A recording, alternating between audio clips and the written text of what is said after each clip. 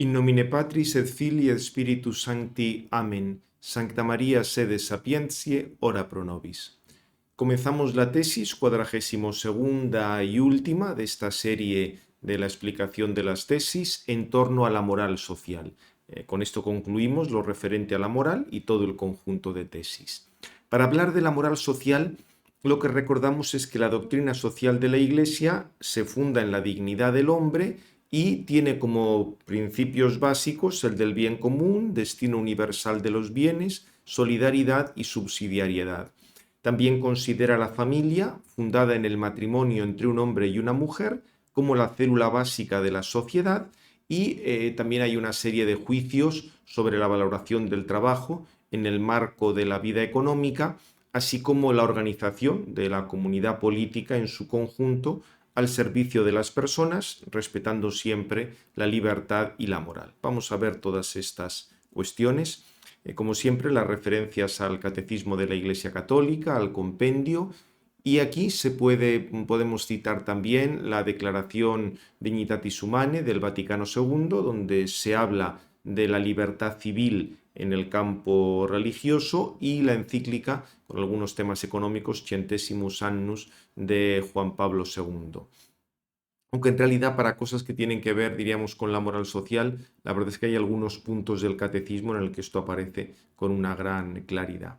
Hay que destacar de la Congregación de la Doctrina de la Fe dos instrucciones, Libertatis Nuncius y Libertatis Conscientia, donde aparecen cosas muy importantes, buenos resúmenes de la doctrina social de la Iglesia, y una nota doctrinal del 2002, el empeño del cristiano, con todo el tema de los valores no negociables y la actuación de los católicos en política. Bien, pues comenzamos el primer punto, la naturaleza, dentro de los principios de la doctrina social de la Iglesia, la naturaleza de la doctrina social. La doctrina social o la moral social de la Iglesia obviamente se funda en el mensaje evangélico y en el mandamiento supremo de amor a Dios y al prójimo, y es una enseñanza que tiene que ver con los aspectos éticos de la vida social. Empleará, pues igual que sucede en otras disciplinas, recursos de las ciencias humanas, tiene presente aspectos técnicos de los problemas, pero lo que se va a fijar es en el punto de vista moral y va a estar orientada a la acción, una acción que se desarrolla en circunstancias cambiantes. Por eso, en diversas intervenciones en este campo ha habido juicios contingentes y principios que son siempre válidos. Aquí la Iglesia tiene toda su experiencia en humanidad y en la doctrina social ofrece elementos y principios de reflexión.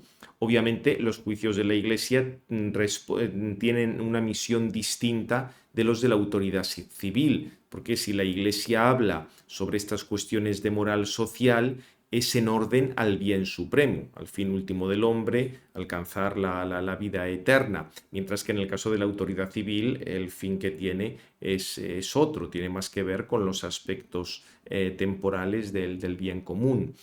Un momento de explicitar estas enseñanzas se dio en el siglo XIX, a raíz pues, de los cambios que hubo tras la Revolución Francesa, la Revolución Industrial, y obviamente las enseñanzas de cada época tienen que ser interpretadas según los problemas que había, los contextos, etc.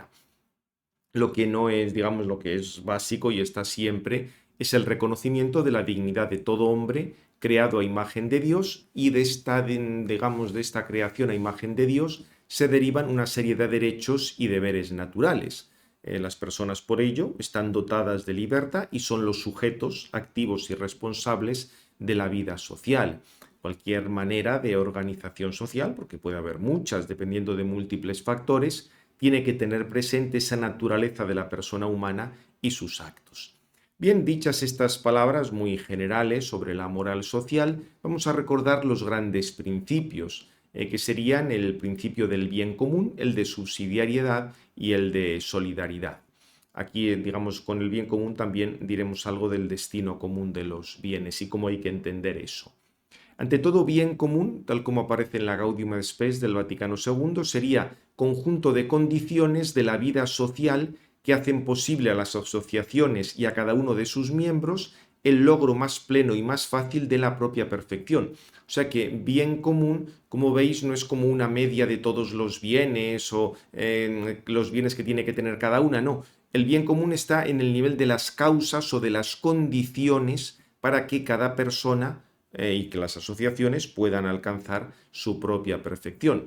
Diríamos que el bien común es la dimensión social del bien moral, no es la suma de los bienes particulares. Sería algo de todos y cada uno porque es una serie de causas o de condiciones que permiten que todos y cada uno alcance su fin. Y además debe haber una colaboración para poder alcanzar esto.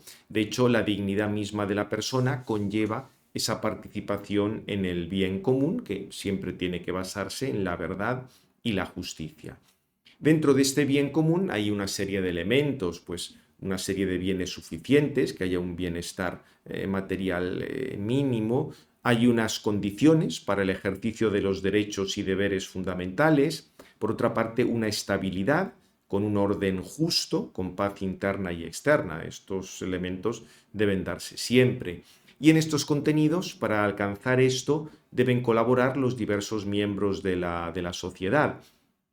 Diríamos que la responsabilidad corresponde a la autoridad pública. Aquí en esta tesis empleo un término Estado, pero pensándolo bien sería mejor hablar de autoridad pública, porque el Estado es una forma de configurarse la sociedad, diríamos, relativamente tardía. Antes ha habido otras formas, digamos, mucho más descentralizadas. En cualquier caso, el bien común es la razón de ser de la comunidad política, de cualquier modo que se organice.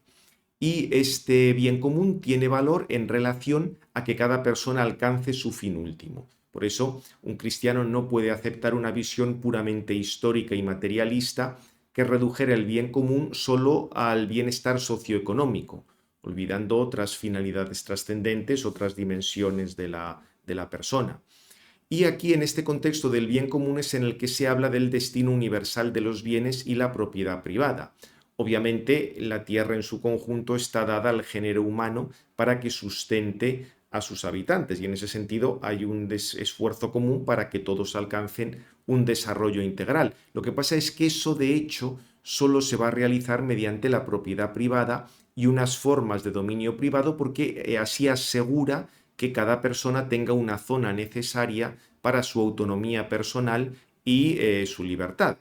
Pensar que si no hay una serie de bienes que permitan el desarrollo de la persona, entonces, ¿qué pasa? La persona depende del Estado, somos todos siervos del Estado. Evidentemente eso es absurdo. Obviamente no se trata de un derecho absoluto y la posesión de las cosas también supone diríamos, una responsabilidad para su dueño en cuanto que fructifican para beneficio de todos, pero eso no quiere decir que tengan que repartirse. Pensar que cuando alguien pues, realiza un descubrimiento o monta una empresa que hace cosas útiles para todos, esos bienes de esa persona están siendo al mismo tiempo útiles para todos. No es que haya que repartir o digamos que el destino común sea que hagamos partes para todos. No, la idea es que los bienes poseídos, ya sea por autoridades o por la autoridad o por particulares o por la autoridad pública, tienen que dar fruto, no pueden permanecer inoperantes. En ese sentido, puede haber alguna intervención de la autoridad respecto a este legítimo derecho de propiedad. Lo que pasa es que, por desgracia, en la situación, por lo menos en la situación actual, más bien lo que hay que tratar es de limitar las intromisiones de la autoridad, que suelen ser mucho mayores de lo que sería conveniente y a veces de lo aceptable. Bien, junto con ese principio de bien común tenemos el principio de solidaridad, donde se nos dice que el hombre debe contribuir con sus semejantes al bien común de la sociedad. Y aquí la base está en la naturaleza social de la persona humana, la común dignidad, la igualdad de derechos que brotan de la naturaleza. En ese sentido, diríamos, no sería aceptable un individualismo absoluto, social y político. No es que haya que eliminar la libertad, pero hay algunos puntos de la vida social que pueden ser regulados por la autoridad legítima, aunque siempre al servicio de respetar esa dignidad y esos derechos. Siempre va a haber diferencias, obviamente, todos somos diferentes. Lo que hay que evitar es que esas diferencias puedan llevar a explotaciones injustas o a falta de legalidad o a cosas de este estilo. De hecho, lo que ha habido en condenas de la Iglesia a lo que se ha llamado liberalismo, que en realidad, por lo menos en España, liberalismo fue simplemente un despotismo ilustrado con el fin de eliminar a la Iglesia. O sea, no es que hubiera pensado, por ejemplo, los que se presentaban como liberales, algunas de las medidas era robar los bienes de la Iglesia o disolver las congregaciones religiosas. Ya me diréis lo que hay de libertad en eso, contra el derecho de propiedad y contra el derecho de asociación. O formas de capitalismo salvaje, que realmente esto más que capitalismo salvaje sería capitalismo de amiguetes, o sea que el Estado hace determinadas concesiones, con lo cual esas personas pueden explotar al resto porque no tienen competencia. O sea que fijaos que muchas de estas cuestiones vienen por una intervención absolutamente inadecuada y tiránica de los Estados. Y es que realmente las estructuras de la sociedad tienen que estar al servicio del bien común, no del bien de los que gobiernan o de los que están manejando el Estado. Lo que pasa es que para que esto sea posible, los mismos individuos tienen que tomar su responsabilidad, intervenir, etc. Y para esto es muy importante el principio de subsidiariedad, porque ni la autoridad civil o Estado ni la sociedad pueden sustituir iniciativas de personas y grupos sociales intermedios en lo que pueden actuar. Se destruirá la libertad. Y además, todas las formas de colectivismo, burocratización, asistencialismo, crear redes clientelares, eso al final va en detrimento de los individuos y lo que supone es que las personas que están manejando el Estado utilizan a otros para sus fines. O sea que es cierto que sociedades de orden superior deben ayudar a las inferiores, pero sin absorberlas o destruirlas. Y si una sociedad inferior o persona puede hacer algo por su cuenta, debe hacerlo, y si hace falta puede recurrir a alguien superior. Y el motivo profundo de este principio es que toda persona, familia o cuerpo intermedio puede ofrecer algo a la sociedad y que además lo va a hacer mejor, porque no hay instrumentos en el Estado para conocer exactamente qué es lo que hay que hacer en cada uno de los lugares. En ese sentido, la descentralización ayuda muchísimo a la eficacia. Y por último, hay que hablar del principio de participación de las personas de manera individual o asociada para contribuir a la vida cultural, económica, política y social. Esto es un deber de todos y esto se ha dado pues de múltiples formas. Sin estas formas de participación, una democracia formal pues quedaría simplemente como digamos, como un aparato exterior. Si no hay toda esa multitud de asociaciones, de intervenciones y solo la única participación es el votar cada X años, pues tampoco es que llegáramos muy lejos. O sea que, como veis, este principio de participación tiene mucho que ver con la subsidiariedad. Y también lo que sucede por último es que estos principios tienen que apoyarse en una serie de valores inherentes a la persona humana. La verdad es condición necesaria para que una comunidad esté ordenada, y aquí hay una obligación de buscar la verdad, tanto para las personas como para las sociedades, la posibilidad de encontrarla, y en ese sentido se puede prescindir de las exigencias objetivas de la moralidad. De hecho, la libertad no puede ser un ejercicio arbitrario de la propia autonomía, sino que tiene que orientarse al verdadero bien. Tenemos aquí la justicia como un valor fundamental que acompaña a la virtud y, en este caso, como digamos desde el punto de vista cristiano, consistiría en la firme y constante voluntad de dar a Dios y al prójimo lo que les es debido. Junto con la justicia conmutativa, distributiva y legal, se podría hablar, aunque el término lo que pasa es que se presta a muchas malas interpretaciones, a justicia social. Porque el problema de la justicia social es que a veces se interpreta como dar así campo abierto a que pueden intervenir las autoridades para robarles a unos y dárselos a otros, y entre que distribuyen pues se quedan con la mejor parte. Por desgracia, a veces se entiende eso, la justicia social, como sustituir lo que podrían hacer cuerpos intermedios. En sentido estricto, simplemente la justicia social lo que te dice es que debe haber sociedades que vivan conforme a la justicia y la autoridad lo garantice. Ya en un plano ulterior, la plena verdad sobre el hombre permite orientar a la justicia hacia la caridad, que sería ya el criterio supremo y trascendente de toda la ética social. Bien, dentro de esta doctrina social es fundamental el tema de la familia, que es célula básica de la sociedad. La familia se fundamenta en la libre voluntad de un hombre y una mujer de unirse en matrimonio, respetando las características propias de unidad, indisolubilidad, fidelidad y fecundidad, a la que por naturaleza está abierto. Y los bautizados viven esto, obviamente, en la forma sobrenatural de sacramento. En todo caso, ya sea con sacramento o sin sacramento, los padres son los primeros educadores de los hijos y la familia la primera escuela de virtudes sociales, que no puede ser sustituida por otra cosa en la sociedad. Pueden recibir ayuda de organismos estatales o de la Iglesia, pero el derecho a esa educación es de los padres y por tanto el mantener y fundar instituciones educativas realmente es algo que depende de los padres. Lo que pasa es que por desgracia, ya os digo, vivimos en este mundo tan socializado que parece que la educación es una cosa que tiene que hacer el gobierno para adoctrinar conforme a quien manda en ese momento. Eso se opone a todo esto que venimos diciendo. Y al mismo tiempo, como es la familia es la célula, la primera sociedad humana y contribuye de modo insustituible a la sociedad, es previa a cualquier organización estatal. Y precisamente conforme al principio de subsidiariedad, el Estado no puede meterse en cuestiones que debe hacer la familia. O sea que, en ese sentido, las familias no solo deben ser objeto de la acción política, sino sobre todo sujeto.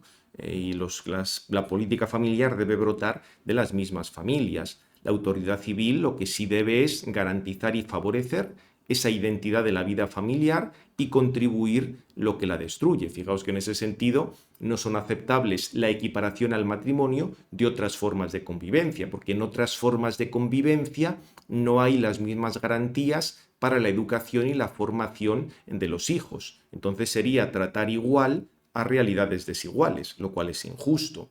Igualmente, en el campo económico, la familia debe ser protegida de manera que la vida familiar pueda ser compatible con el trabajo, sin que aquí prime la lógica del máximo beneficio a costa muchas veces de la justicia.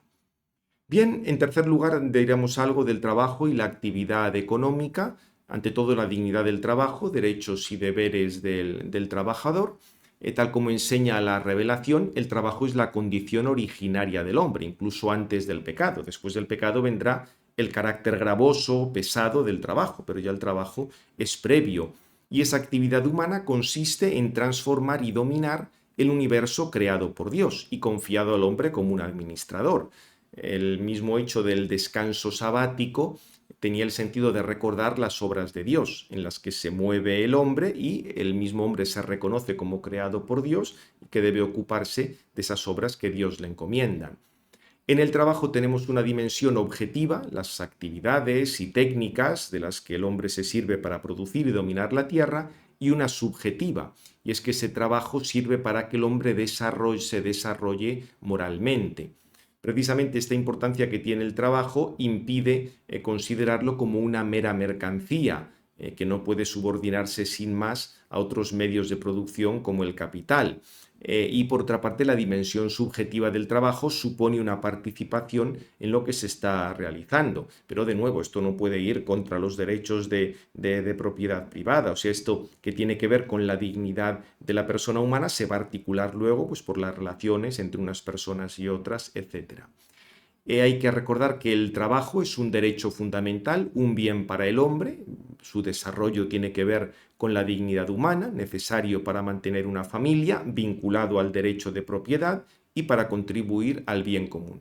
En ese sentido, los responsables del poder civil deben procurar que ese derecho se cumpla, aunque aquí generalmente no deben intervenir directamente, porque cuando el Estado se pone a jugar a ser empresario, al final es un desastre el resultado. Simplemente que se aseguren las condiciones en las que sea posible el trabajo. Para eso lo que hace falta es que no haya un robo de los impuestos de todo lo que se va produciendo, que se mantengan relaciones de justicia, que haya una justicia rápida, estable e imparcial, etc. También, en este campo, los trabajadores tienen derecho al descanso festivo, las autoridades civiles lo deberían garantizar, de modo que la productividad no impida ni ese descanso ni disponer de un tiempo para el culto divino. Y en este campo del trabajo, la remuneración es el instrumento para llevar a la práctica la justicia en las relaciones laborales, y en esta, digamos, aquí ya en esta remuneración intervienen múltiples elementos como la familia, la productividad, condiciones de la empresa, el bien común. Cuando haya conflictos, lo suyo es que haya un diálogo entre las partes. En principio no se descarta el derecho a la huelga, pero debe ser algo pacífico y como un último recurso, porque por desgracia lo que ha sucedido es que en realidad algunas huelgas sirven como sistema de presión de unos sindicatos que se han convertido en mafias, porque a veces no representan realmente a quienes dicen representar. O sea que es cierto que esas asociaciones de trabajadores, asociaciones sindicales, igual que toda asociación, puede tener un, digamos, un uso muy correcto, pero a veces se presta abuso.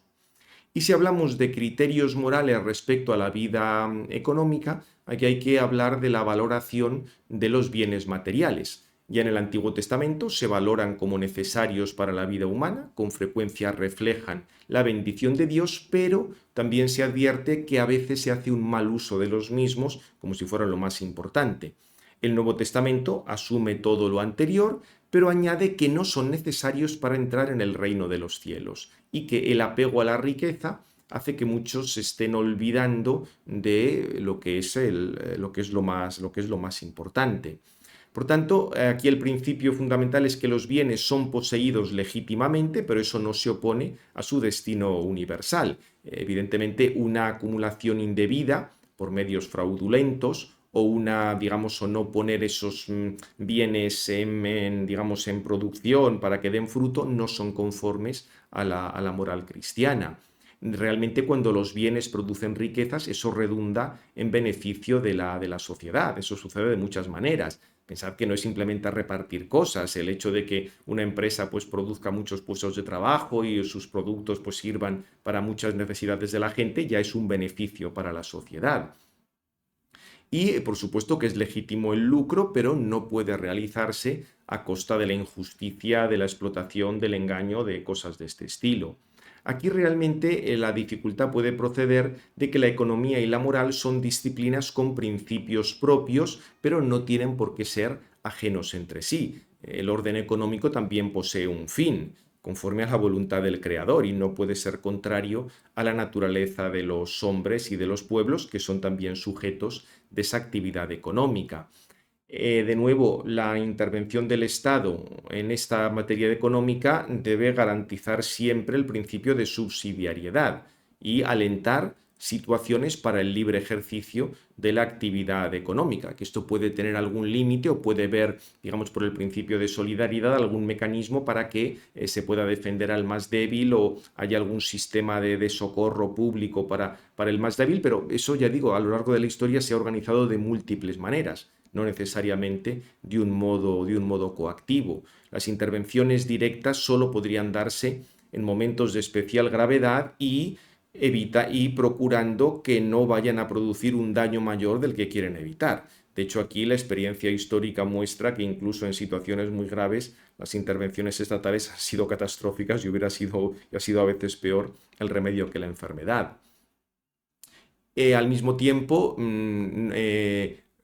esas mismas intervenciones no están menos expuestas al afán de enriquecimiento ilícito, vemos continuamente las cuestiones de corrupción o la ostentación de la que a veces hacen gala los que están al frente de los poderes públicos. Realmente, en un sistema económico conforme a la doctrina social de la Iglesia, ahí luego esto puede realizarse de muchas maneras. Habría lugar tanto para una acción pública como para la privada y con un afán de lucro legítimo o otras asociaciones igualmente privadas pero que no tienen afán de lucro. Hay múltiples maneras de organizar esto. Y reitero una vez más la importancia que tiene el tema de cuerpos intermedios en este campo, ya sean empresas, fundaciones, mecenazgos, de manera que hay una complementariedad entre los poderes civiles y el mercado y que realmente se dé una eficacia productiva, porque si no va a ser imposible cualquier solidaridad.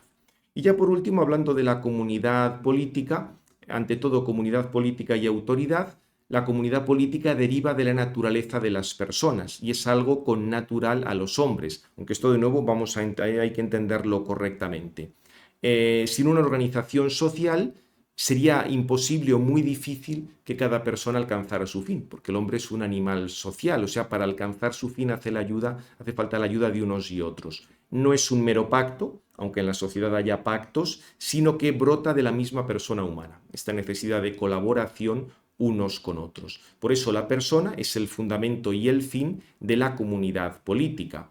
Por otra parte, quienes pertenecen a una comunidad política, unidos como pueblo, no pierden su propia autonomía personal. O sea, lo que hace personas es la creación a imagen de Dios, no la sociedad. La sociedad puede ser una ayuda para alcanzar el fin de cada uno y además recordad que cualquier forma de comunidad política, incluyendo el Estado, está al servicio de la sociedad, pero no al revés. O sea, son las instituciones públicas las que están al servicio de la sociedad, mientras que por desgracia lo que vemos es que en muchas ocasiones se sirven de la sociedad pues con digamos, el robo de determinados niveles impositivos para luego hacerlo en gastos que nadie sabe bien dónde terminan, con una falta de eficiencia bastante notable en muchos casos, o sea que la organización política tiene que estar al servicio de la sociedad y no viceversa. Si nos fijamos un poco en la historia, los cristianos al principio no encontraron un apoyo directo en el poder político, pero aún así San Pablo recordaba que todo poder viene de Dios e invita a la oración por los gobernantes legítimos. O sea, el que todo poder viene de Dios no quiere decir que Dios haya puesto a tal persona para que gobierne. Eso era una caricatura que solo se sostuvo en algunos momentos digamos, de eclesiásticos aduladores que quisieron adular a reyes absolutos. No, lo que decimos con que toda autoridad viene de Dios es que la autoridad forma parte del orden que Dios ha creado, porque como la naturaleza humana es social, para garantizar un cierto orden dentro de la sociedad hace falta una autoridad. Ese es el sentido de lo de que todo poder viene de Dios. Precisamente para tutelar el bien común, la autoridad tiene el poder de sancionar con penas proporcionadas diversos delitos, y estas penas reparan el orden introducido por la falta, salvaguardan el orden público o la seguridad de las personas. También pueden tener ese sentido medicinal si de hecho contribuyen a la enmienda del culpable. Ahora, cuando las prescripciones de una autoridad civil están en contra de la moral, tendríamos leyes inicuas, no hay obligación de seguirlas. Y ante la petición de colaborar con acciones moralmente ilícitas, el cristiano debe negarse. Aquí entraría la objeción de conciencia, en última instancia, si la situación fuera gravísima, una rebelión armada, pero tendría que ser un recurso último y, por supuesto, evitando cualquier tipo de acción terrorista. Y, por último, alguna indicación respecto a la comunidad política, la moral y la religión.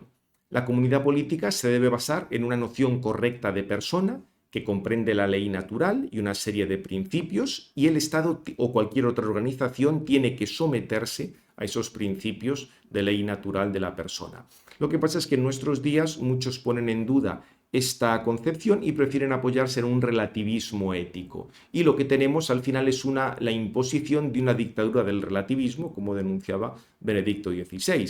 Algunos quieren que ni siquiera pueda existir esa objeción de conciencia ante cosas que determina el Estado, sobre todo cuando empiezan a inventarse pseudoderechos que tiene que respetar todo el mundo, pero que son pseudoderechos que no tienen ningún fundamento en la realidad. Cuando en una sociedad la libertad se opone a la verdad, lo que se abre el camino es al individualismo y al libertinaje, y eso corroe la misma sociedad. Por desgracia, muchos entienden la democracia como ausencia de principios válidos, que nacen de la naturaleza humana. El problema es que con eso no se garantiza el respeto a la persona. La persona quedaría sometida a mayorías y tendríamos el totalitarismo. Resultaría que una mayoría puede condenar a un inocente aunque sea inocente. Tal cosa es absolutamente inaceptable.